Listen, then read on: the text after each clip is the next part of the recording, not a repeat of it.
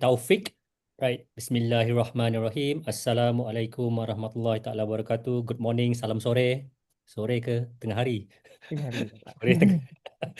Okay, salam tengah hari. Okay, to all the participants today. So when I look into the number of participants, including me and Taufik, we have 23. Okay, participants today. Right. So I'm assume that more will come later, whereby okay, the participant is coming from Unitalcom as well as UTM. Right. So for Unitalcom, I was informed that most of the participants are coming from the undergraduate program. Is it? Okay, Yes, correct. correct. Okay, and for UTM, I assume that all or maybe most of the participant is coming from the postgraduate program, okay, which is the MBA program. Right. So we have a mixture of different programs, okay, between Unitalcom as well as UTM. Right. So thank you very much, okay, for Taufik for introducing, okay, the program, okay, for the sessions today. So as already mentioned, my name is Muhammad Iskandar bin Ilyas Tan. Okay, or you can call me Iskandar. Okay, Pak Iskandar, Dr. Iskandar. Okay, that doesn't matter. Right. So I am the lecturer. Okay. The academician coming from UTM, from Azman Hashim International Business School, or we call it as AHIBS. Okay, the short form. Okay, Azman Hashim International Business School. Even though I'm from AHIBS or business school, but my background is in computer science. Okay, just want to brief you a little bit about my background. Okay, my background is in computer science. Okay, I received diploma, degree, masters as well as PhD. Okay, in computer science and also information system. Okay, and now I'm with Azman Hashim International Business School, focusing more on the subject of technology entrepreneurship, okay, new venture management, new venture creations, okay, as well as operation and also project management. Okay, so of course, okay, because of my background is a little bit more on technical, so my interests are more towards technology, innovation, and stuff like that. Okay, I'm not really sure whether I'm the best person, to share, the topic for today, which is the cybersecurity, in accounting. Yeah, I have some experience related to the technical part of cybersecurity, but I'm not really not say that familiar. I know about accounting, but I'm not an expert, in accounting. Okay, but I will try my best, to cover both topic, which is two different kind of field. Okay, one is technical and another one is more towards, I'm assuming that accounting is also technical, but different type of technical. Okay, so I'm going to cover, try to do my best to relate, between these two different kind of topics, cybersecurity and also accounting. And in fact, if you look at the whole program, collaborative short course in terms of digital transformation in accounting. So we're going to look in terms of the digital innovations, digital transformation, the application of digital initiative, that can be used, within accounting. So I understand that this is the fourth session that we have. Starting from the 27th of September, we have one session every week. Okay, so this it will be the fourth one. Okay, we started with the challenges of accounting, and after that, we also cover on AI as well as blockchain. Okay, in accounting. So this today is supposed to be IoT. Okay, but because of last minute changes, I just take over, for today's class. So we're going to cover on the cyber security, of accounting, right? Okay, since we don't have much time, because the session is only for 2 hours, correct, Taufik? Okay, so we're going to stop somewhere around 1 o'clock. So one thing is that I cannot cover the whole thing, about the cybersecurity. And in fact, unfortunately, I cannot do go in depth, in terms of cybersecurity, in terms of the technical thing. Okay, and because of all the participants today are coming from management, business, which is accounting as well as business, from UAM, MBA. So I'm not going too much, in terms of the technical thing, but we're going to look in terms of the uh, case study, the applications, of cybersecurity, within the accounting field. Okay, right. So another thing is that, since Taufik already brief you guys, about the rules and okay, and also the regulations okay regarding okay to the sessions. I also would like to encourage okay if the participant have any kind of questions, okay, either you can just turn on your mic. I'm not really sure whether that is allowed or not, or maybe you can just drop any kind of questions okay in the chat area. Okay, I will try to look okay in each one of them, and I will try my best okay to answer and also explain about any kind of inquiry or maybe questions okay coming from all the participants today. Okay, right. So I'm going to share okay my slides okay, which I think maybe later okay will be shared to the participant. Okay. Just want to check again. Can you see the slide or not? Yes, it's visible. Okay. All right. Okay. So again, this is just a slide, okay, in terms of how to assist me, okay, to brief you and also share the information and also some of my experience, okay, related to the cyber security generally as well as in accounting. And of course, okay, it is very, very important for us to understand the learning objective, what we would like to achieve, okay, or maybe what we would like to know, okay, at the end, okay, of today's session. Okay, right. So that is basically the title of the topic. Okay, but again, when we look into the learning objective that we try to achieve today, okay, I already outlined somewhere around five okay different kind of objective. Okay, the first one, okay, we would like to explore and try to understand the risks okay that that been posed okay by the cyber security okay within the accounting field. So of course, cybersecurity is basically a really big topic, but I try to narrow it down, okay, specifically for the accounting field and also accounting system, right? Okay, number two is we try to identify, okay, and I would like to share with you, okay, the threats of cybersecurity. And in fact, I'm going to give you some example, okay, of how Malaysia as well as Indonesia companies, okay, that already face okay in terms of the threat okay from the previous okay cases that we already have okay that being reported okay in the media.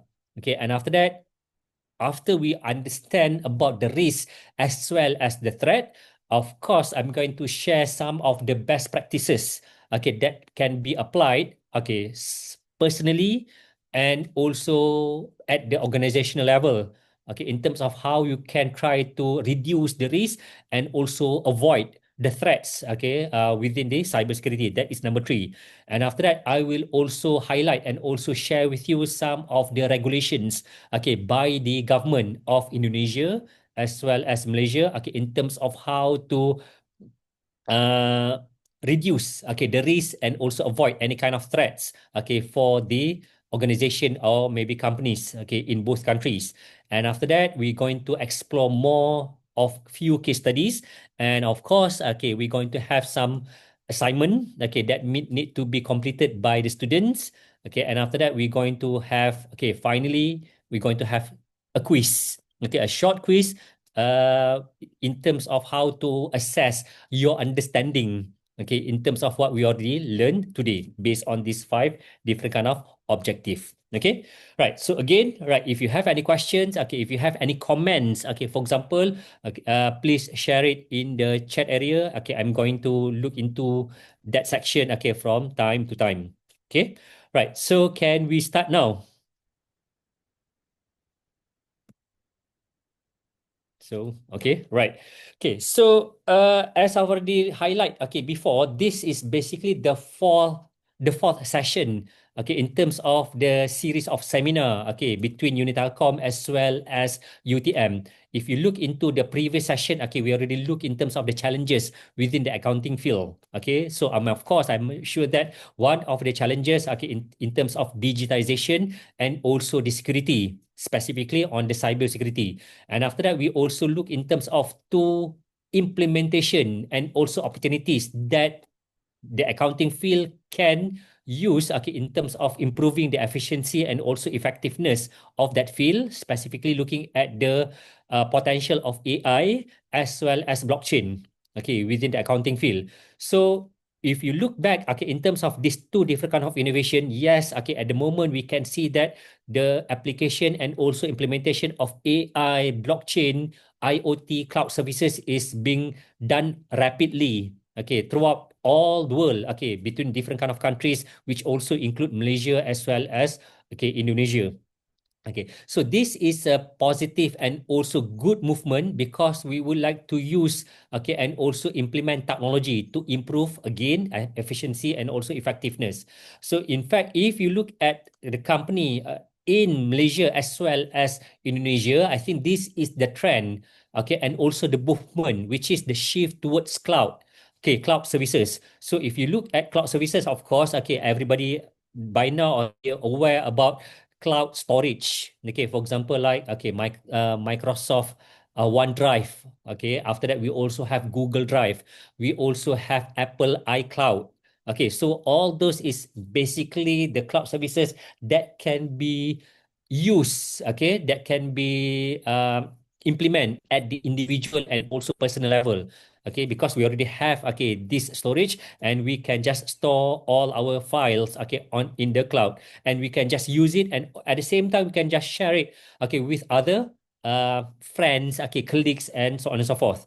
Okay, but at the same time, at the organizational or maybe at the company level, they also implement or use different type of cloud services. Okay, and when we look into accounting field, there are various different kind of services that we can see that being used and also being implemented. Okay, if you look in terms of this example, okay, we have Zero, we have MyOB. MyOB is basically the short form to my own business. Okay, that is another, okay, accounting, a cloud-based accounting system.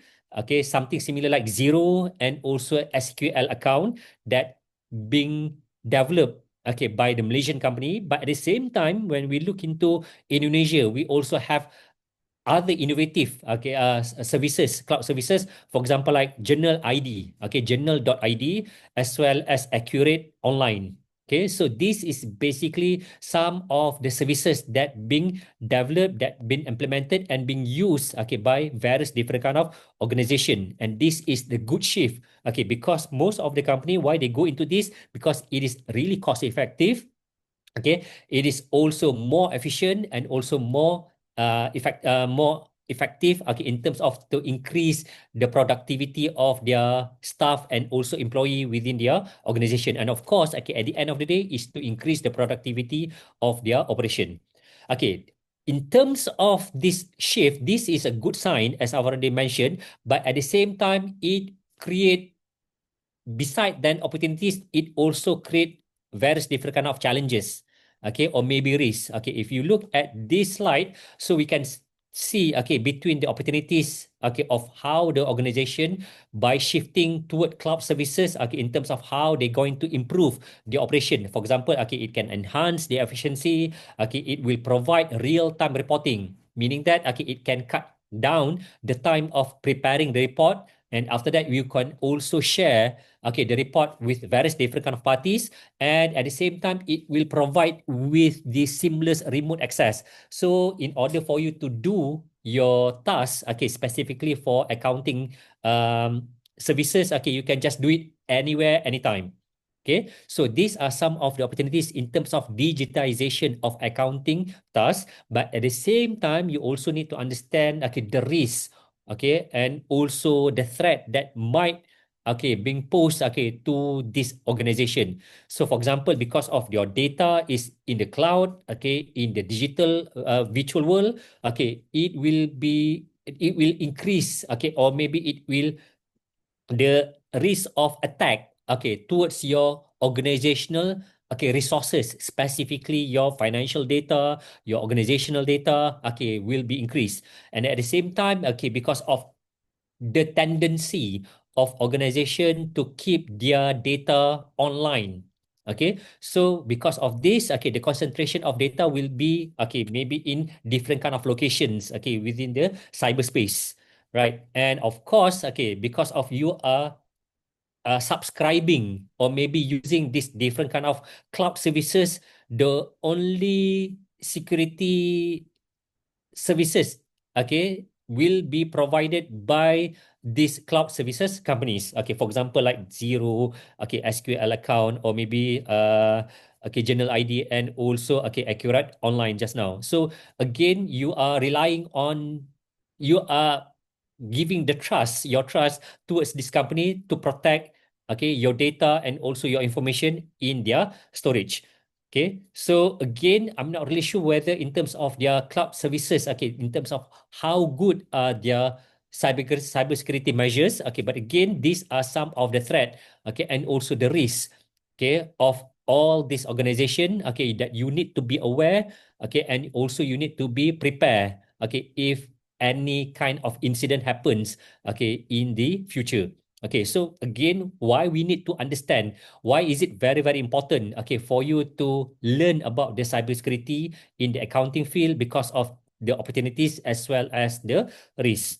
Okay, so when we look in terms of again try to elaborate more towards okay the importance of cybersecurity specifically in accounting.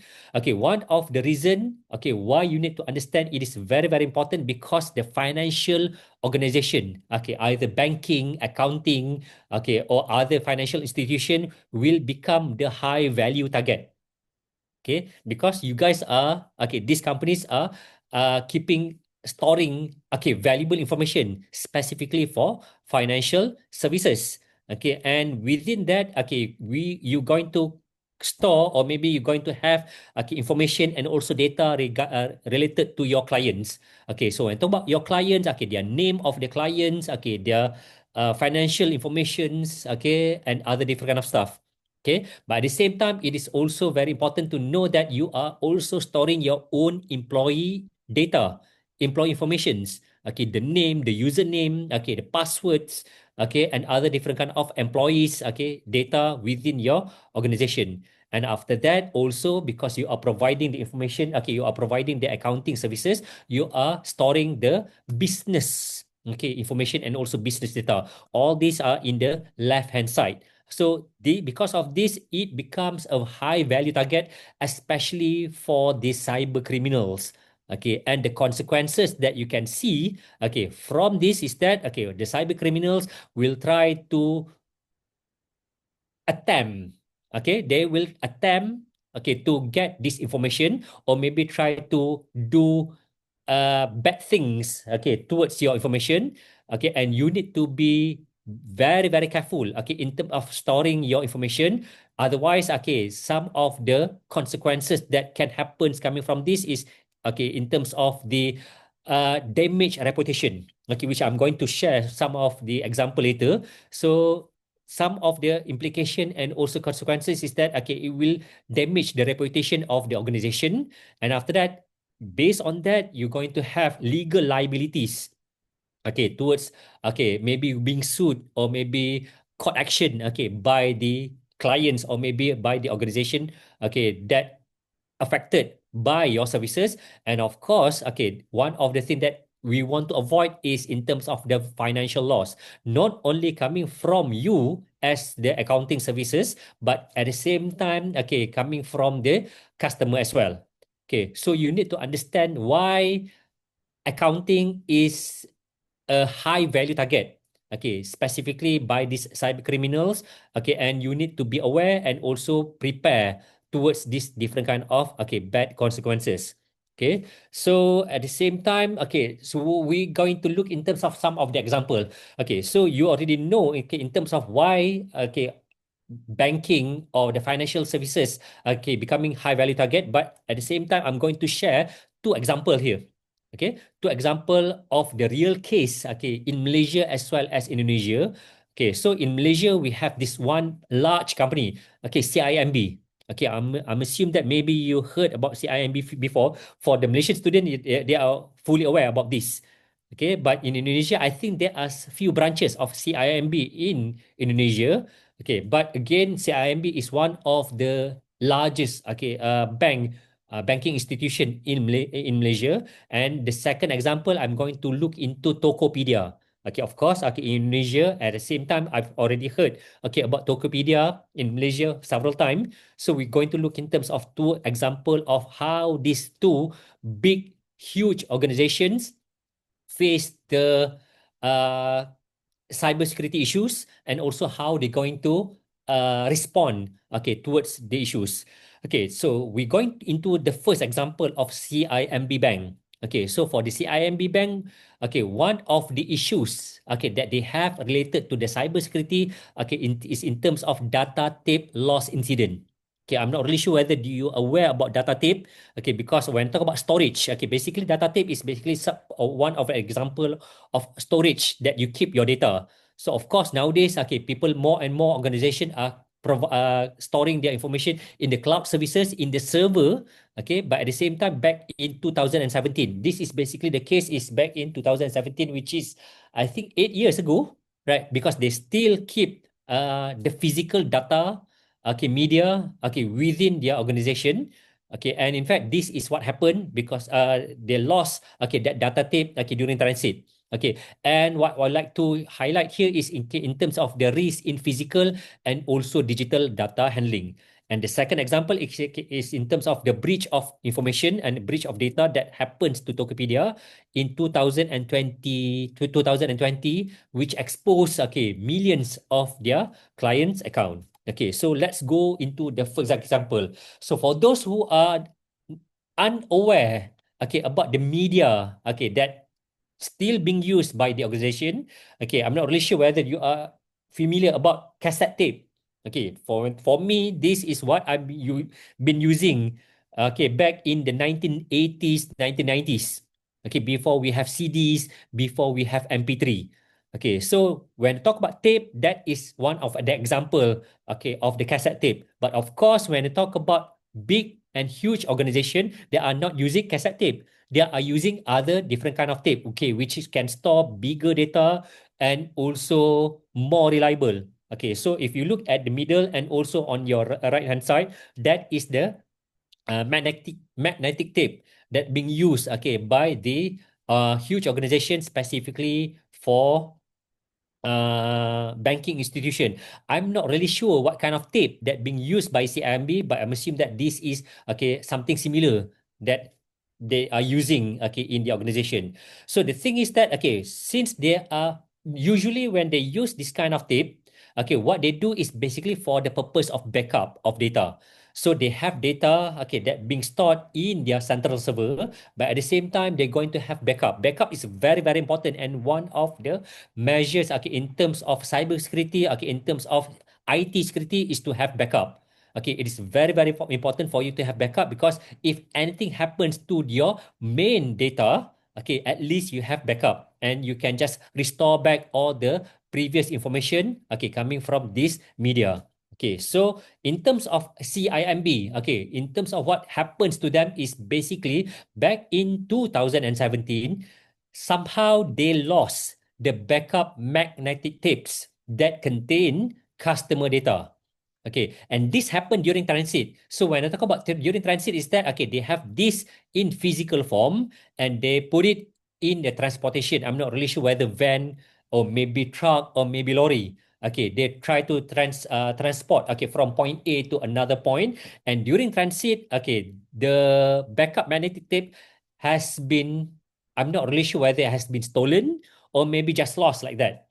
Okay, but what's important here is, okay, the case highlight, okay, the importance of, or maybe the highlight the risk of physical security towards this physical media. Okay, and also maybe they don't really think about it. Okay, it also highlight, okay, about the need for the digital oversight to protect this important information. Okay, the thing is that even though it contain the customer data, it's still very very important. But what did CIMB ensure here is that it doesn't have any sensitive information. Okay, or maybe they call it as the authentication data. For example, like PIN, okay, personal information number, or maybe password. They don't have that according to the report. But at the same time, it also highlight about the incident whereby, okay, CIMB temporarily, restricted their call center services and heightened the security in order to prevent any kind of potential compromise. The thing is that this is what they need to do. Okay, even though they say that they don't have any sensitive data related to the customer, but at the same time, they need to respond and also mitigate the information. Okay, mitigate the issue. So what the issue or maybe the case highlight here is in terms of three different kind of thing. Okay, the risk it demonstrated. Okay, number one, the risk of physical security. Okay, so when I talk about physical security, is that somehow CIMB at that time failed to handle the physical media, specifically the magnetic tape, properly. Right. So even though they know that they are transiting, they are transporting that physical tape from one place to another place, but because of maybe the oversight or maybe they are not have any proper secure procedure, the tape somehow lost. Okay, right. So the magnetic tape were lost during transit, which supposed to be a common risk associated by moving and storing data in the physical world. So you need to have maybe they not really sure because most of the data is in the digital or maybe virtual world. Okay, but somehow because of this and in fact because the assumption that that is only the backup, they don't have any proper procedure and also SOP to protect this kind of data. Okay, so that is the first risk, which is the physical security. Okay, and the second one is the digital data handling risk. So of course, when I talk about transportation, okay, so in terms of the risk of transportation is not only the risk of the data being stolen, being stolen by the criminal or whatever, but at the same time, in terms of any kind of incident, for example, if anything happens, to the transportation, en route, from point A to another point, so you need to have proper procedure SOP to protect the data as well as the driver of that transportation. That it will be the second risk. The third risk here is in terms of if let's say anything happens to your data, if something happens to the transportation, it will impact the risk will impact in terms of the your operations. So that's why it prompted CIMB to suspend the call center services. And of course, once you suspend the center services, it will affect the clients who need who use the services with your banking institution. So basically, you will temporarily halt your services, maybe some of the services to your customer, and in fact, this will create some kind of disruption. Of course, this will also affect your reputation, or maybe it will go into the legal liabilities that I've already mentioned before this, and we are hoping that there are no financial loss that will happen to any kind of banking services if there it happens to you. What really important here is that you need to assess this risk, and also you need to prepare what kind of response as well as the mitigation plan that you need to do if let's say this thing happen to your organization.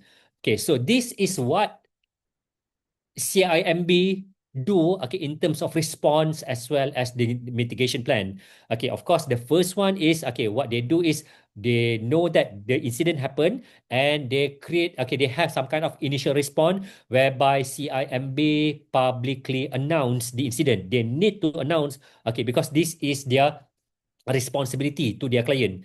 They publicly announce the incident and immediately began an ongoing assessment. Of course, they want to assess whether the risk is either low, medium, or maybe high risk.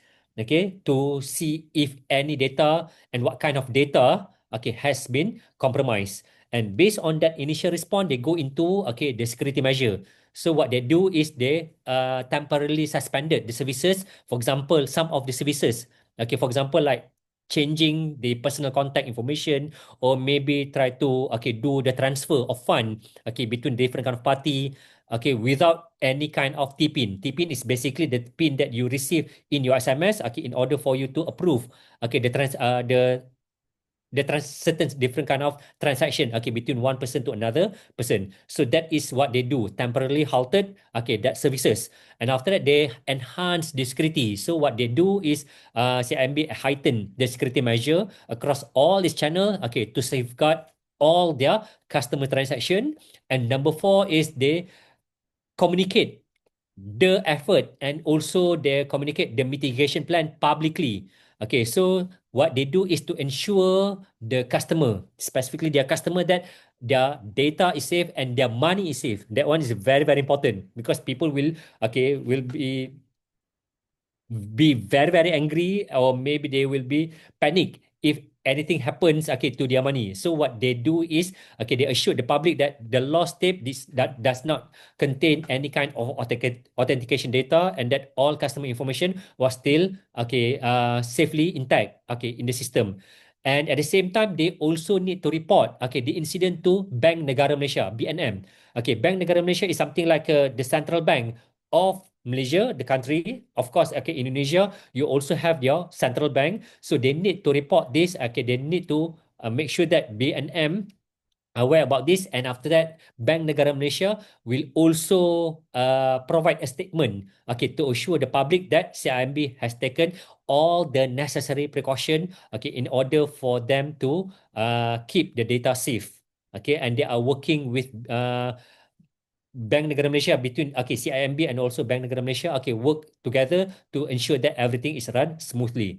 Okay, so this is an example of the incident. Okay, what happened? Okay, and after that, what are the response? Okay, being done by CIMB, and also what are the mitigation plan? Okay, so this is the first example, okay, in Malaysia, okay, in terms of the incident back in 2017. Okay, right, guys. Okay, so far, okay, are there any questions? If you have any question, okay, please ask, because some of the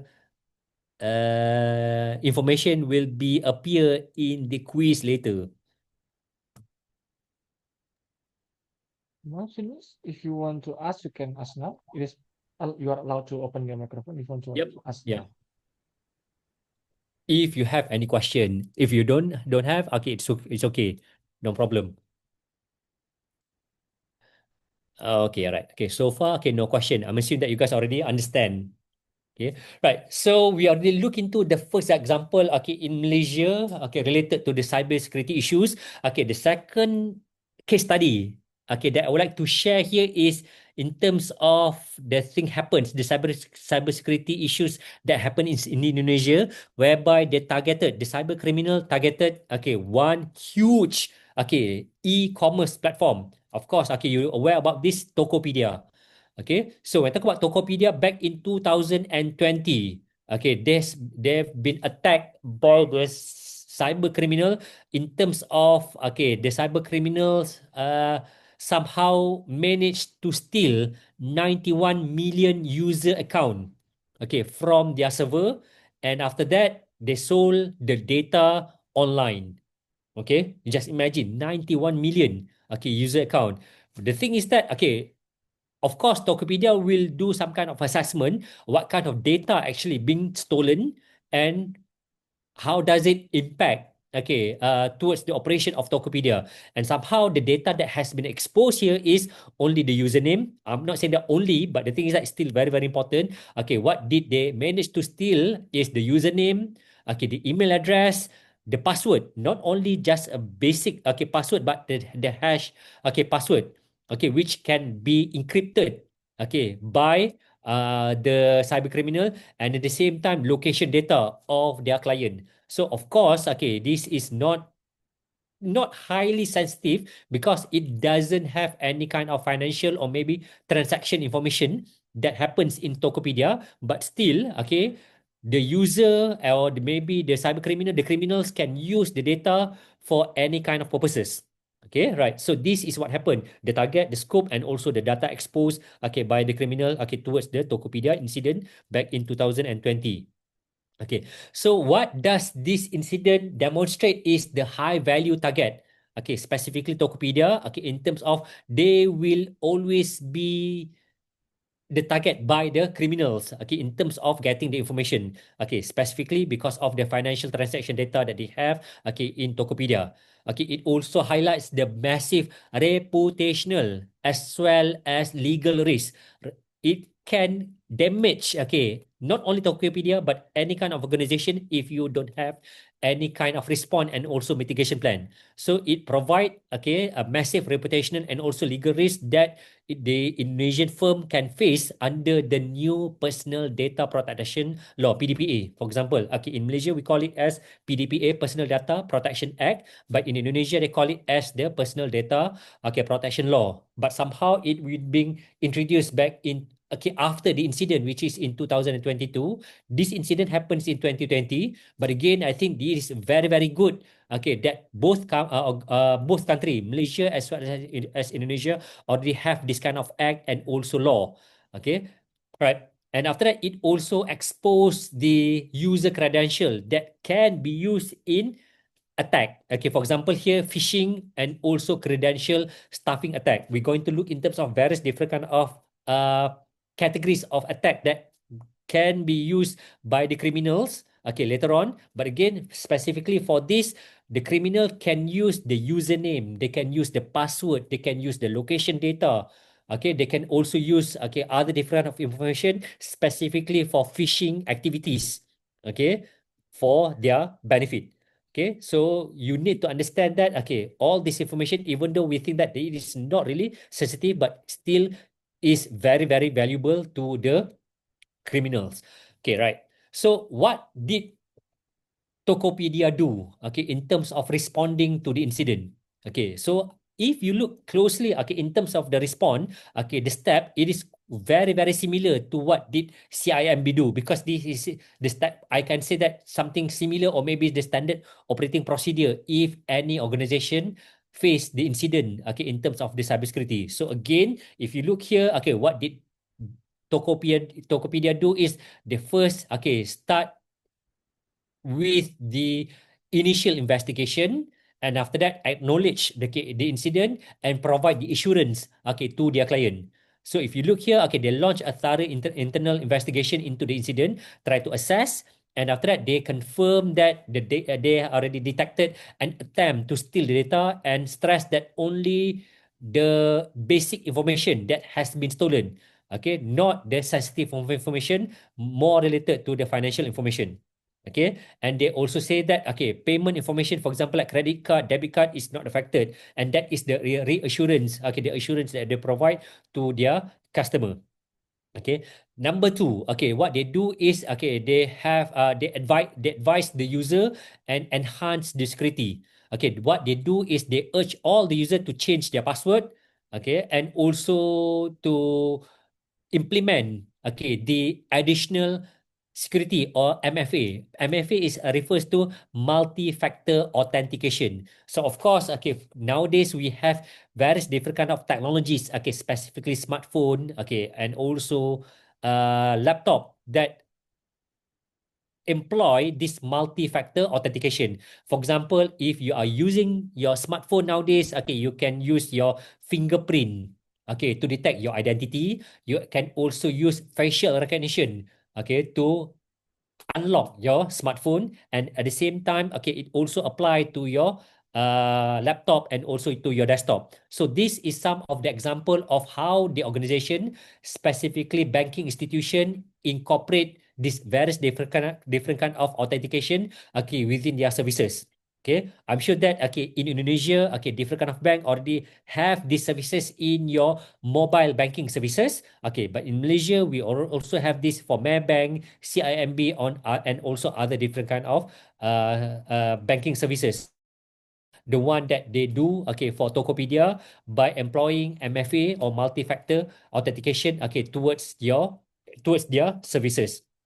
And after that, they again, okay, something similar like Malaysia, whereby in Malaysia, CIMB work together with Bank Negara Malaysia, but here for Tokopedia, they coordinated, okay, the uh, process, okay, and also their further action together with the Ministry of Communication and also Informatics and the National Cyber and Crypto Agency to investigate the case.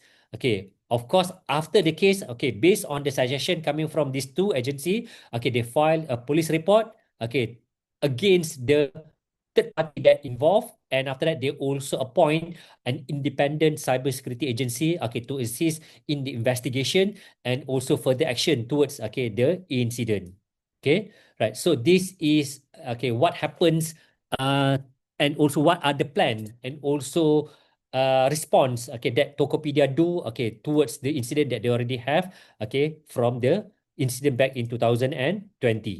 Okay, so we already look into two example, real world example of how cybersecurity can create a really big issues, okay, towards big organization, and how do they respond and also mitigate, okay, the problems that they have. Right. Okay. Right. So that is basically, okay, the end of the first objective. Okay, we're going to look in terms of, okay, the threat. Okay. So again, when talk about threat, is what are the problems that you or maybe organization normally face, okay, in the internet and also other different kind of area. So if you look here, okay, there are, to be honest, there are so many different kind of types of cyber attack. Okay, so I just give an example here. Okay, birthday attacks, botnet, cross-site scripting, okay, DDoS, okay, insider threat, okay, malware attacks, okay, man in the middle, okay, password attack, phishing. Okay, basically when I talk about phishing, it is very, very common. Okay, DNS tunneling, ransomware, SQL, okay, SQL injection attacks, okay, a watering hole, and so on. Okay, basically there are so many different kind of, okay, attack that you can be exposed, that it can happens to you. Okay, but I just want to give a few example. I specifically four different kind of example that usually happens, okay, in the accounting, okay, and also banking services. Okay, so I'm going to share two video. Okay, the first one is ransomware, and the second one is social engineering. Okay, social engineering, we are talking about phishing. Okay, so please watch this video, okay, to understand more, okay, about, okay, the topic. Okay, the first one is in terms of ransomware. Okay. You log onto your computer just like you do every day, only to see your screen locked and device unable to boot up. A message demanding money or bitcoins appears instead. It's the moment that every computer or mobile device user dreads: ransomware. Ransomware is a form of malicious software or malware which restricts access to your computer or mobile device or encrypts data until you pay a ransom in exchange for accessing your device or data again. One typical example of ransomware is called Dead Cryptor, which locks your devices and files until you're forced to pay a ransom. The payment that this malware demands is 2 bitcoins, which is more than $1,000. This form of cyber blackmail is one of the most dangerous forms of malware today, and one that's spreading rapidly worldwide. The number of users infected with ransomware keeps growing, along with continued increases in ransomware modifications, making it a constantly evolving threat. Two forms of ransomware are currently the most widely used around the world: locker and crypto ransomware. Locker ransomware locks you out of basic computer functions, forcing you to pay a ransom to regain control. Crypto ransomware, on the other hand, encrypts sensitive data like documents and important files, threatening to destroy them unless you pay a fee. The three main ways ransomware can infect your computer is through spam, spear phishing, and watering hole attacks. Scareware tactics are also used to spread ransomware by creating fake software or messages purporting to be from a legitimate source, but actually demand that you pay a ransom to regain control of your computer. As dangerous as ransomware is, you are not helpless against it. It's important to know how to recognize how ransomware is spread and the defensive measures you can take to stop it before it becomes a serious problem. Avoid phishing scams that spread ransomware by not opening any suspicious emails or links, and also avoid visiting any suspicious websites that may contain ransomware. Know how to recognize scareware tactics by cyber criminals too. Be sure to back up your computer or mobile device and always use up-to-date internet security software equipped with specific anti-ransomware technologies. Above all, never pay a ransom, as it only emboldens the cyber criminals behind these scams. Ransomware is a serious threat that can affect you and all computer and mobile device users. But by knowing how to avoid it and by using up-to-date security software, you can stay safe. Do your part by staying vigilant and investing in trusted security software today. All right, guys. Okay, so that is an example of one of the cyber attack that can happen. They call it as ransomware. So basically, okay, ransomware can be related to the actual ransom, okay, in the physical world. Okay, so when talk about kidnapping, okay, blackmailing, okay, that is basically okay the same kind of thing. Okay, but instead of having okay the physical threat, okay, this is more towards the virtual and also the digital threat towards the organization. Okay, so you have your file, maybe they are just locking okay into your very important file. Okay, they put password and somehow you cannot open your file. I'm sure that's maybe some of you already okay face okay this kind of incident. Okay, because it also happens to me okay a few years back. Okay, the thing is that okay luckily for me okay they just lock okay their system, but we already have backup. Okay, right. So we have backup, even though it's not the most recent backup, but still you still need to have backup. Okay, so they ask us, okay, to pay, okay, Bitcoin. Unfortunately, okay, we don't have any Bitcoin, and after that we just, okay, just ignore it. Okay, as already mentioned, okay, in the video, right? Okay, so what you need to do is you need to have backup. Okay, if it happens to you, okay, you need to understand, okay, about what action you need to do okay personally and at the same time at your organizational level. Okay, so this is an example okay of the cyber attack okay which also happens regularly. Okay, not only for the personal information at the individual level but also within the accounting field. Okay, so these are among the top okay attack that happens in the accounting. Okay, so this is the first example. Okay, the second example is okay we're going into okay, the second one is a bit not sophisticated, okay, because they call it as phishing. Okay, phishing is actually one of the cyber attacks within the umbrella of social engineering. Okay, so they call it social engineering, not social media, social engineering, but okay, in terms of manipulating, okay, manipulating people's mind, okay, in order to put trust towards them, and after that they're going to manipulate okay the victim okay in terms of certain different kind of action. Okay, so this is the second okay, example that I need you guys to watch and try to understand, and if you have any question later okay you can just ask. Okay, so we go into the second example, which is phishing. So I invited a few of the world's best hackers to try to hack me and show me where my vulnerabilities are. And now I'm going to meet them in Las Vegas for DEF CON, the biggest hacker convention of the year. They're going to hack me using social engineering, which is essentially hacking without any code. They just use a phone and an internet connection.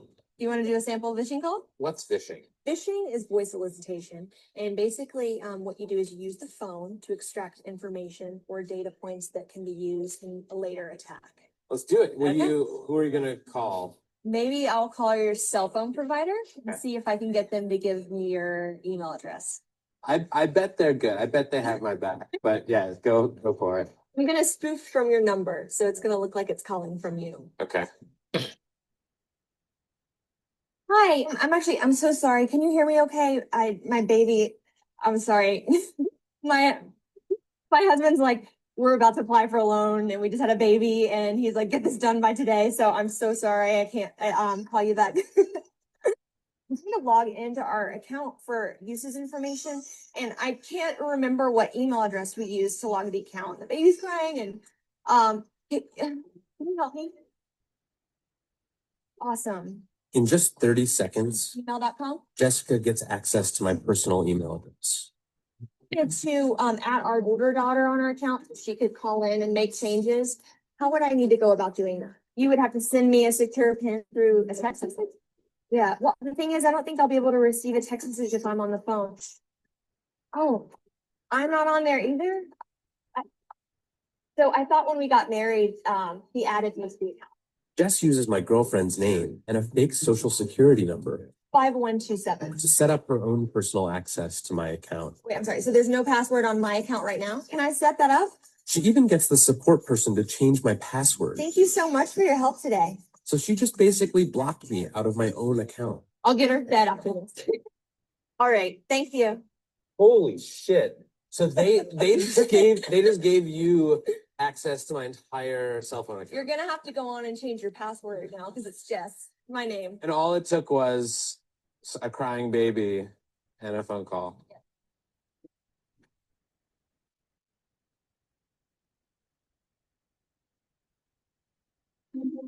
Okay, right, guys. Okay, so I already show you, okay, two example. The first one is not really that scary, but if you look into the second one, okay, it's really scary because it is so unsophisticated. Okay, just a simple one, just using your phone as well as the background video or maybe sound of a baby.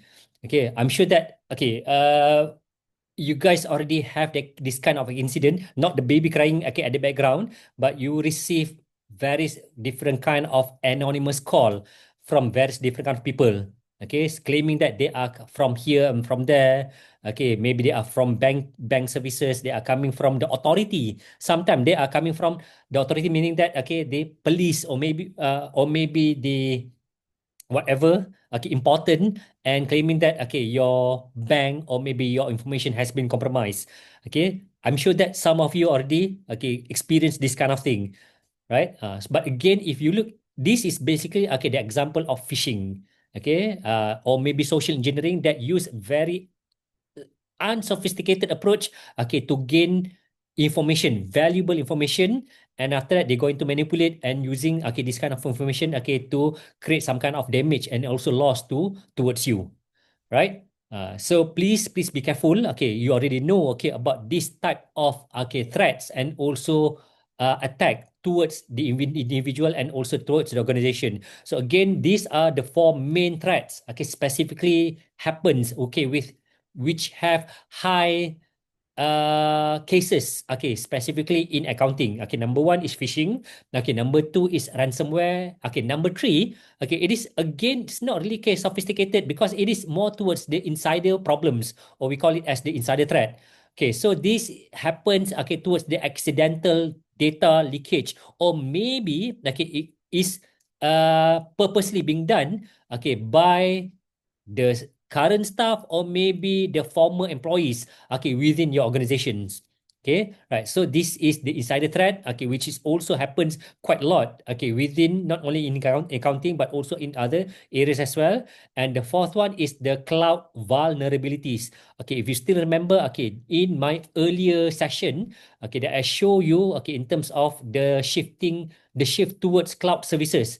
Okay, so the security within these cloud services, okay, depend on how they provide the security measures, okay, within their services. So if they are using weak authentication or maybe misconfigured, okay, access control, it will also affect, okay, the data and also information that you have, okay, within your organization. So these are the four common cyber threat specifically in accounting, okay, field. So this also, I compile the information. Okay, I ask, okay, ChatGPT to compile the latest data and also statistic towards different type of incident, okay, which include the data breach, fraud, intrusion, system disruption, and also phishing. Towards, okay, and I also ask them to compare between different kind of field and also area, okay, comparing between finance and also accounting towards the industrial as well as public and education. If you look here, okay, more incident happens to the finance and also accounting in the first three. Okay, the first three type of attacks. Okay, for example, like data breach, fraud, as well as intrusion. Okay, but at the same time, if you just for your information, okay, in the education field, okay, in the education sector, okay, phishing is the highest one. All right. So if you can see here, okay, the green, okay, bar chart, okay, whereby you can see that phishing happens, okay, the highest one within the, okay, public as well as the education sector, and these are just showing you, okay, the type of incident distribution, okay, up towards, okay, 2024 all over the world, all across, okay, different type of area. Okay, right. So I just want to share with you again. Okay, this is not really, okay, the in-depth discussion, but again to look in terms of how does it happens. Okay, how does it impact? Okay, towards that different type of problems. Okay, if you look here, okay, in Malaysia, there was one a ransomware attack that happens towards the audit firm in Kuala Lumpur, in KL back in 2019. So the impact is basically the accounting data and also audit system were encrypted. So the criminal somehow encrypt and also lock the informations, the important information, causing significant delays in meeting statutory financial statement submission deadline for that audit firm. So what do they learn, or maybe what we can learn coming from here is that we need to implement more tests online. Test online, test of the offline data backup policy. For example, they have this one policy and also approach the 3-to-1 rules. You can just Google maybe afterwards, because I don't think that I can explain towards what are the rules. But again, this is one of the example of the backup policy that you can do to keep your data not only offline and not only online, but also this one offline. For example, that using the magnetic tape just now. And at the same time, you also need to increase the competency of your staff. So you need to mandate frequent staff cybersecurity training. So to make sure that they are competent towards the understanding towards the cybersecurity, not only ransomware, but also all the different type of threats and also attack that can happen towards your organization. So this is an example of a case study that happens back in 2019. Another one in Indonesia is the phishing attack on a Surabaya-based accounting outsourcing firm back in 2021. What happened here is basically the payroll and also employee personal data was stolen. Something similar like Tokopedia just now, and subsequently used for targeted scam against client staff. They use the information and maybe they are just doing the phishing, the phishing attempt, acting towards other different kind of clients and also staff, to gain more information, right? So the lesson that we can learn here is to strengthen the email security. Whereby you can just implement robust filtering and also different kind of DMAC and also SPF record, and after that also enforce multi-factor authentication. So when I talk about multi-factor authentication is that beside then having username and also password, you can also employ other different kind of authentication, for example like fingerprint or maybe facial recognition if the user want to access using their mobile services, their smartphone, or maybe if they nowadays which is quite common, using TPIN through SMS. And after that you also again something similar like the first case study, to increase the awareness and also understanding the level of competency among the employee towards the attack that can happen to your organization. So this is another two example beside than say IMB and also Tokopedia, whereby happens directly towards the accounting firm in Malaysia as well as in Indonesia. Right. So now what can we do to avoid this kind of risk and also to prevent any kind of threats towards you as an individual as well as towards your organization. So I just want to share some of the best practices that you can apply towards at the individual as well as the organization level. We have 5 different kind of control. The first one is access control. Number 2 is SOD or segregation of duties. Number 3 is monitoring. Number 4 is encryption, and number 5 is cloud due diligence. The first one, access control. Again, it's quite simple, which should be the basic thing that every employee, every individual need to need to do. Access control, provide strong password.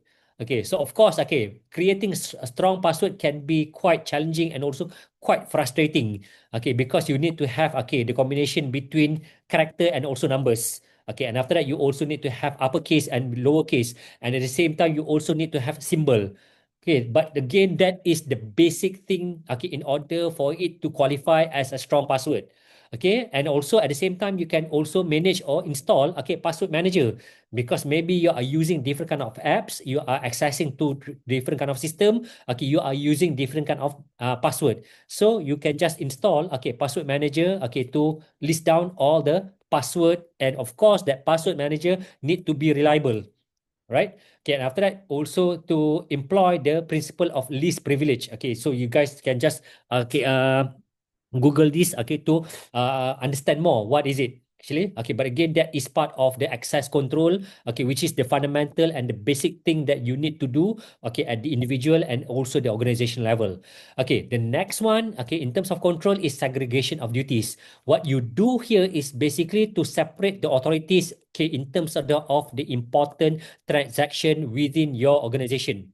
Okay, right. So you need to assign different kind of people to do different kind of transaction. Okay, so that's why, okay, maybe, okay, a person A just do A, B, C. And after that, a person B do different kind of tasks. Okay, you cannot give full control or full authority to one individual of one group, okay, towards the whole transaction. Okay, otherwise it can create, okay, some kind of threats, okay, towards your organizational data and also the financial information. Okay, so you segregate, okay, the duties, okay, towards different kind of people for different kind of transaction. So that is number two. Okay, number three is, okay, conducting, okay, monitoring, proper monitoring. When you talk about monitoring, okay, you need to have audit trails as well as logging, okay, of all the transaction to track all data access and also any kind of modification. So of course, okay, this one is towards, okay, basically towards the IT people, or maybe if you have, okay, the cybersecurity, okay, people within your organization, okay, you need to install, okay, the system, and after that you need to log in all the you need to have all the audit trails and also log all the transaction that happens, okay, within your system that you have. Okay, this is number three. Number four, okay, establish proper encryption, okay, within your important data. Okay, so what you do here is to secure financial data, okay, both at rest as well as in transit. So again, we want to avoid the case, the incident of CIMB from happening again. So when I talk about, okay, secure the financial data or any important data at rest, meaning that the one that you have in your office, the one that you have in your server. Okay, but at the same time, if you are transporting, okay, that important information from one place to another place using any kind of transportation, so you also need to have a proper encryption towards that as well. Okay, right. So this is the fourth, okay, control that you can employ. And after that, okay, the final one is cloud due diligence. So again, towards the shifting of more organization towards the cloud services, okay, companies, organization need to do due diligence, okay, towards these cloud services. So you need to do assessment of the third party cloud accounting vendors, for example, by employing different kind of, okay, maybe audit, okay, or maybe you can just look into ISO 27001, okay, certification to assess, okay, the reliability and also the feasibility of these cloud computing services, okay, in order for them to provide you with a secure and also safe, okay, services, okay, for your organization as well as your companies and also clients' data. Okay, so these are the five different kind of that you need to be aware and also implement, okay, within your organization, okay, to make sure that the incident like CIMB and also Tokopedia will not repeat towards your organization, and also to keep your data and also information safe, okay, to in order for you to avoid any kind of financial loss, okay, legal liabilities, okay, as well as the damage and in reputations. Okay, so this is now objective number three. So the next one is I just want to share with you some of the regulation, okay, that being established, okay, in Malaysia as well as Indonesia. Of course, okay, you can just explore it, okay, more about this yourself, okay, but I just want to highlight that both country, Malaysia as well as Indonesia, already have some kind of regulation and also framework. Okay, we will look first, okay, in terms of Indonesia. Okay, for Indonesia they already have PDPA, okay, which is something similar in Malaysia. Okay, the Personal Data Protection Law, okay, which they call it as UUPDP 2022. And how does it relevance, okay, toward the accounting practice is that, okay, UUPDP is a comprehensive law requiring accountability, breach notification, and strong security for the personal data of this accounting, okay, firm. Right. So if anything happens, you can just refer back to this, okay, PDPL, okay, in order for you to know what you need to do next. Okay, right? Okay, that is the first one. The second one is the OJK Cyber Resilient, which is something similar like what we also have, okay, for the RMIT, the risk management in technology. introduced by Bank Negara Malaysia. Okay, but OJK is basically the guideline from the Financial Services Authority or OJK on the technology risk as well as the incident response. Okay, for the regulated entities. Okay, in Indonesia. Right. So, but in Malaysia, we also have something similar. Okay, we call it as the PDPA and also Bank Negara Malaysia RMIT. RMIT is the risk management in technology framework that covers, okay, in terms of how it govern the handling of personal data of the clients, okay, in terms which may include payroll, the clients, okay, details and other different kind of sensitive information, and it mandate the security safeguard of this type of information. Okay, and for the BNM, okay, the Bank Negara Malaysia RMIT, it set the high standard for IT governance and also cyber resilience for the financial service clients, okay, which also include, okay, the accounting practice. So these are two example, okay, four example of various different kind of framework, okay, that been employed, okay, in Malaysia as well as Indonesia to safeguard, okay, their, okay, cyber security infrastructure and also services. Right. But again, when we talk about this different type of regulation, somehow, okay, it goes back to this. Okay, it goes back to this. This is the fundamental of cybersecurity. Okay, they call it as the CIA triad. Okay, CIA refers to confidentiality, integrity, and also availability. Okay, not the Central Intelligence Agency. Yeah. Okay, not that CIA, but this is towards, okay, the cybersecurity, okay, principle that look into three different kind of component. So when talk about the core principle of this cybersecurity, what do they mean by confidentiality? Is the protection of sensitive information from being accessed or disclosed by the unauthorized individual. That is, okay, the concept of confidentiality in this CIA triad.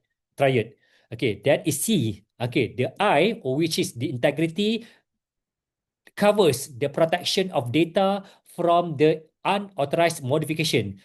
Just now, in terms of access, okay, not only that you need to provide any kind of unauthorized access, you also need to make sure that unauthorized modification or destruction towards your existing data. So that is the integrity, the protection of data from unauthorized modification and also destruction towards your information and also data within your organization. That is I. And the final one, which is availability. Okay, not only that you need to make sure that it's confidential and also the data is, okay, uh the integrity of your data is being held, but you need to make sure that the assurance of timely and also reliable access, okay, towards the system and data by the authorized user, not the unauthorized. Okay, but the thing is that for the client, for you, for example, if you're the subscribe or if you are using the system, you need to make sure, okay, the customer or client can have reliable access, okay, and they can access towards the system, okay, towards the system that they already subscribe. So these are the three basic core principle of cybersecurity, okay, that need to be implemented for any kind of organization. And also it impact, okay, the case study that we have earlier, okay, for CIMB as well as the Tokopedia. Right? Okay, so this is the basic principle, and how does it impact towards the accounting services? If you are maybe, okay, in the future or maybe currently you are the accounting professional within organization, how does it impact? Okay, so in terms of the confidentiality, CIA, okay, right, it will be the paramount ethical duty to protect the privacy of your client financial and also personal data. So you need to make sure, since you are providing the accounting services, okay, the protection and also the privacy of your financial, your and your also your client's data is very, very important. Okay, number two, okay, the integrity, right? So it will reflect, okay, in terms of the professional duty to ensure financial records are complete, accurate, and to guard them from any kind of cyber attack or cyber manipulation. And as an accountant, you need to have your professional duty or professional responsibility, okay, as since you are the custodian of the financial trust for your client. So you need to make sure that you are competent, you are attending training, for example, like this. Okay, you need to be aware of what you need to do. Okay, so you need to be competent in protecting the information system and also the data of your client, okay, and also your services. So this is basically the ethic that you need to be aware and also need to be implement, okay, specifically for cybersecurity, okay, in your, okay, firm and also your organization. Right. So I also want to share with you some of the emerging trends. Okay, so again, if you look at the previous session that we have, okay, the one that we cover on AI as well as blockchain. The thing is that those are some of the innovation that has been implemented in the accounting services, but at the same time, it can also be implemented within the cybersecurity space. Okay, so some of the new technology or the innovation that has been implemented, okay, which coming as the emerging trends, okay, within the cybersecurity is that, okay, number one is the blockchain-based accounting. Number two is AI for fraud detection. Number three is cloud first, okay, in SME. And after that, we also need to have more collaboration between different kind of countries, okay, in terms of the digital integration of the financial or other digital services, okay, within the Asian countries.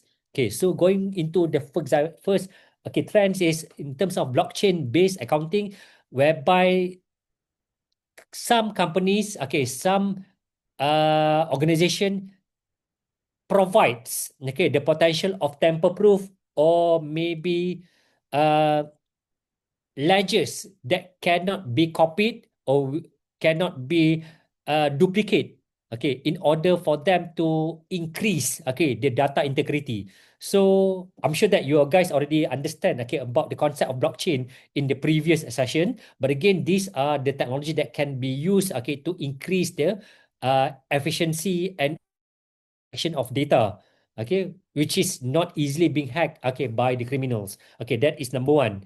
Okay, number two is the AI, okay, the usage and also the implementation of AI to detect any kind of fraud. Okay, so again, right, when I talk about AI is another huge, okay, concept, okay, and also area whereby you can just use machine learning, okay, you can use deep learning, okay, you can also use generative AI and various different kind of thing. But here, okay, you can use machine learning to analyze any kind of transaction data in real time and to detect any kind of malicious or any kind of suspicious activities that happens, okay, within that transaction. So you can just detect this earlier in order for you to do any kind to set or maybe conduct any kind of mitigation plan.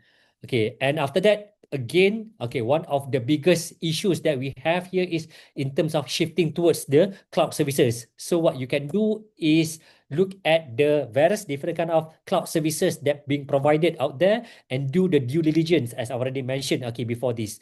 And we are hoping that maybe on the fourth, okay, emerging trends is that there will be more close collaboration and also cooperation between different kind of countries, maybe specifically start with first with Asian countries, whereby if you want to integrate different kind of digital services, okay, this can be integrate, okay, we can integrate better cybersecurity features, okay, between these different kind of services that integrate between different kind of countries. Okay, so these are the four emerging trends that can be further research and further explore, okay, maybe by the student, or maybe we can just use this as some of the topic for your research and also your study in the future. Right.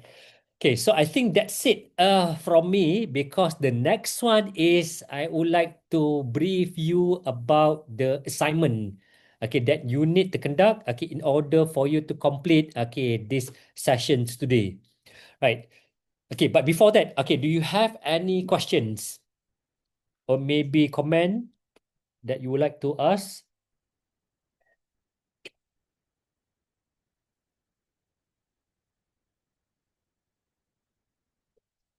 Ada apa-apa soalan?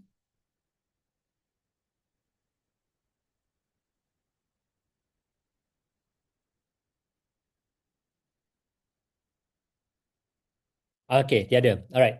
So I think maybe this assignment, okay, will also be shared, okay, with the students, okay, the participants later, because I'm going to share the slides here to Taufik and also the committee of this program, and you can just do this at your own time.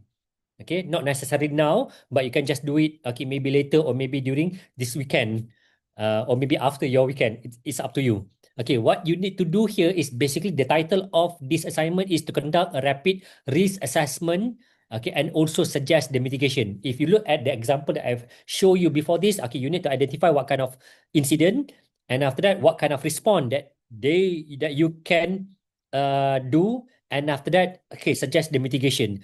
Okay, so in terms of the detailed step that you need to do is this. Okay, the first one, identify 3 specific cyber risks. Okay, one generally, one Malaysia specific, and another one Indonesia specific. Okay, right. I think this one is quite easy to find. Okay, because you can just look into the internet, or maybe if you are lucky, you can just use Chat GPT or maybe Google Gemini. Okay, because the thing is that cannot avoid. I cannot stop you from using all those kind of generative AI. Okay, and that is number one. Okay, after that, you need to suggest any kind of concrete mitigation strategies from the technical, procedural, or maybe the training point of view. Okay, for each one of the risks. Remember, 3 different kind of risks: general, Malaysia specific, and also Indonesia specific. So you need to have 3 different kind of case study.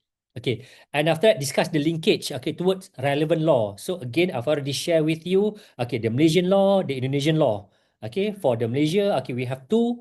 Indonesia, we also have 2, and try to link, okay, in terms of that mitigation plan, okay, towards the law that you already, okay, being briefed just now. Again, you can just download, okay, gain more information about those different kind of law, okay, and relate towards this different kind of case studies.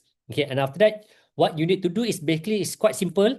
Just need to create, okay, 2 pages, okay, concise report, or maybe if you are creative enough, okay, you can just create a video presentation no more than 5 minutes. Okay, right. So I think I'm not really sure. Okay, how long should we give them this to you? Okay, Taufik, maybe one week. Is it enough,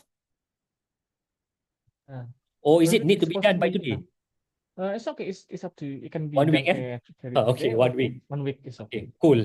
All right. Okay, so you have 1 week, okay, to complete this assignment. Okay, because again, it's not really that difficult because it's either you can just submit the report or maybe you can just submit, okay, the link towards that video presentation. Okay, right. So any questions, okay, related to the assignment?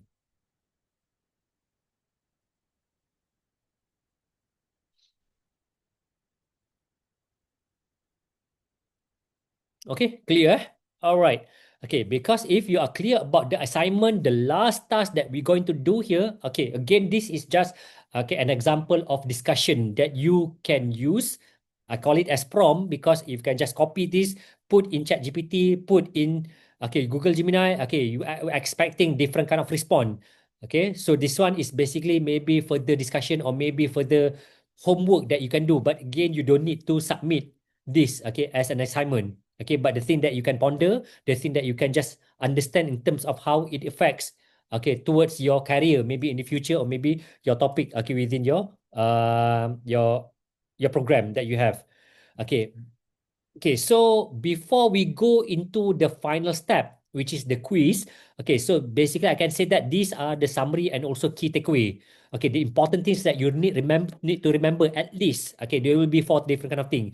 Number one, cybersecurity is not something that you cannot just take it easily. Okay, shouldn't take it for granted. Okay, because until it happens, until it happens to you, until you can see the problem, then you can say that that it is not really a big problem. But the thing is that somehow cybersecurity is a core things that you need to need to focus into towards your organization, not only towards your organization but also towards you yourself as an individual. It is also cybersecurity is a regional risk. It's actually a worldwide risk. When talk about regional risk, it happens towards in Malaysia, it happens to Indonesia, it happens to other different kind of country. And also it is very very important for you to understand the similarity that happens toward different kind of organization between these 2 countries. Again, the investment towards cybersecurity is very very important. And in order for you to do I can say that prevention pays. Real world cases, for example, that I showed you just now towards CIMB and also Tokopedia is good example of how it can impact and possibly uh, impact towards the financial, towards the reputation, as well as the legal risk, okay, towards different kind of organization and also individual. Okay, and as an accountant, you need to be proactive. Okay, understand, provide yourself.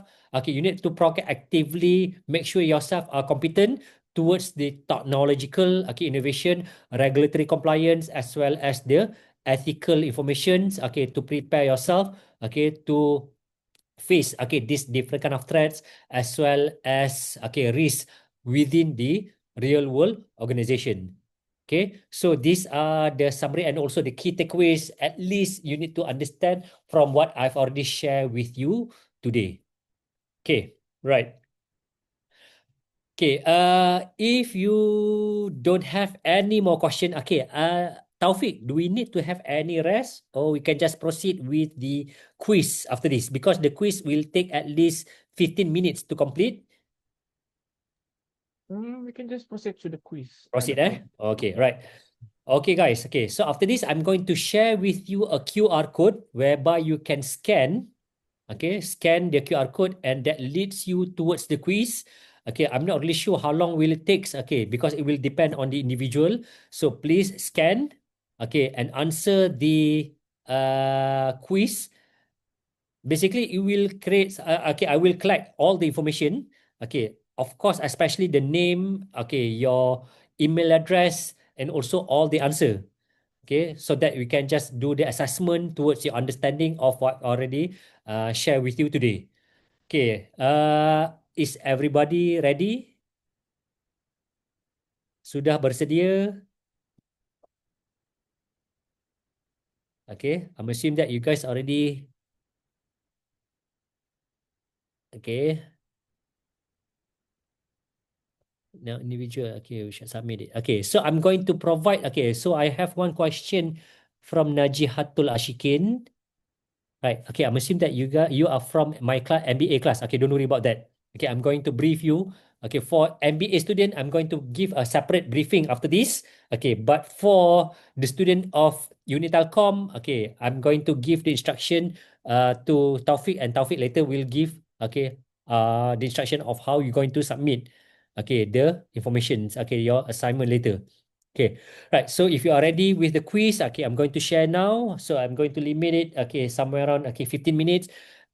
All the best. And maybe after this, okay, we're going to see you later. So I think that will be all from me. Because after this, okay, we're going to complete, okay, the session, right? Okay. Taufik, do we need to take the photo first before we go with the quiz? Yeah, we can take a photo Okay. first, and then we Okay. can So we take proceed the to photo, and the. after that, we're going to end, okay, the session today. Okay. So everybody, you can turn on your camera so we can have a picture together.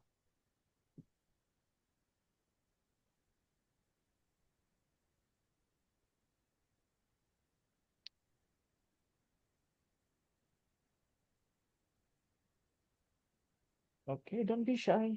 You can turn on your camera. I hope that you already have a take a shower.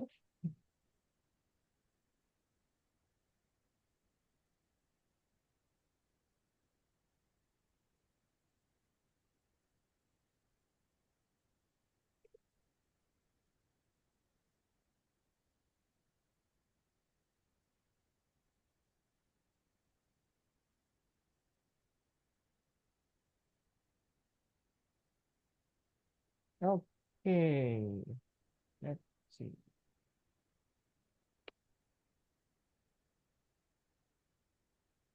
Okay, in the count of 3, 1, 2, and 3. Okay, one more. Show me your big smile. I count of 3, 1, 2, and 3.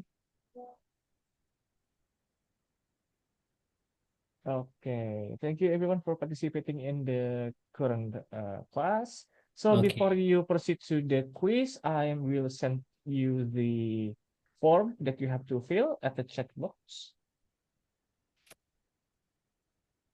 Okay, so going back to the quiz. Okay, can you see the slides? Not yet. Okay. It's Okay. still on the Is it blank? PowerPoint. No, it's on the PowerPoint. It's not on the Okay, quiz sorry, yet. sorry, sorry. Mhm. All right. Uh, going back to Zoom. Right.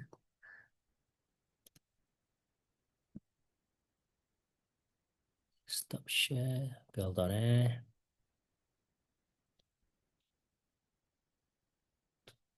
How about now?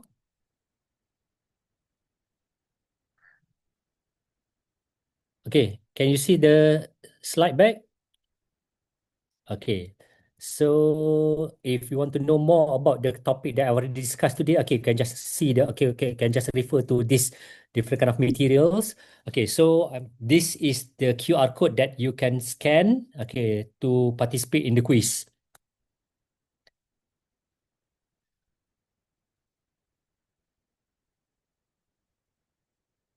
Right? Okay, we have only 10 questions. It's not really that difficult. Okay, but all the questions, okay, we relate to the one that I've already shared earlier. Okay, so all the best. Okay, thank you very much, guys. Okay, so we hope that I can see you guys later. So I think that's it from me. Thank you very much. Okay, so all the best, okay, with the quiz. Doctor, if you want to send the file, you may send the file to my email. I already sent Okay, you to the chat box. Okay. okay. All right, thank you. Bye. Okay, you're welcome. Thank you, Okay, sir. everyone. Yes, welcome. Don't forget to fill the form, yeah? It's for your certificate. You can copy a whole and you can leave the Zoom after you copy and paste the link.